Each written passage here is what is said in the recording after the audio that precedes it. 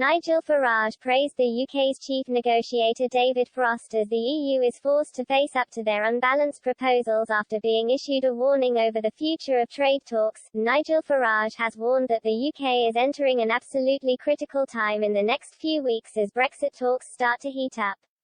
Rows have broken out in trade deal negotiations as both sides accuse the other of being unreasonable in their demands.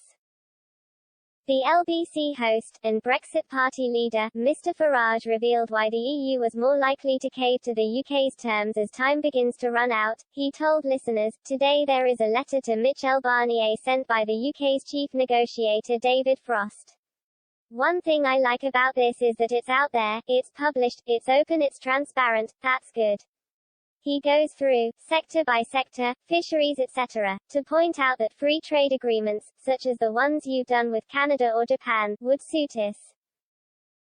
A fisheries deal, such as the one you've done with Norway, would suit us. Mr Farage continued. On financial services, he says to Barnier, "The EU's market access offer on financial services is even less than you've tabled thus far with Australia and New Zealand." He really doesn't pull his punches. He writes, "Your text contains novel and unbalanced proposals." He finishes off at the end of the letter saying, "What is on offer is not a fair free trade relationship between close economic partners, but a relatively low-quality trade agreement coming with unprecedented EU oversight of our laws and institutions." The LBC host added, "All I can say about what David Frost is saying and doing at this moment in time is 10 out of 10.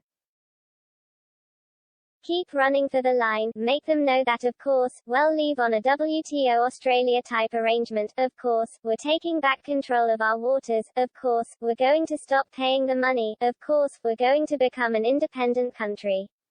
If you stick with that, I think they'll probably cave." Mr Farage finished, "If they don't cave, any downside difficulty that is caused by leaving without a specific agreement will be far outweighed by the risk of staying inside something that increasingly looks like a sinking ship.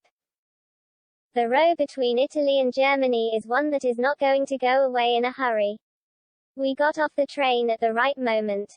There are less than 6 weeks until the deadline for an extension to the transition period to be requested.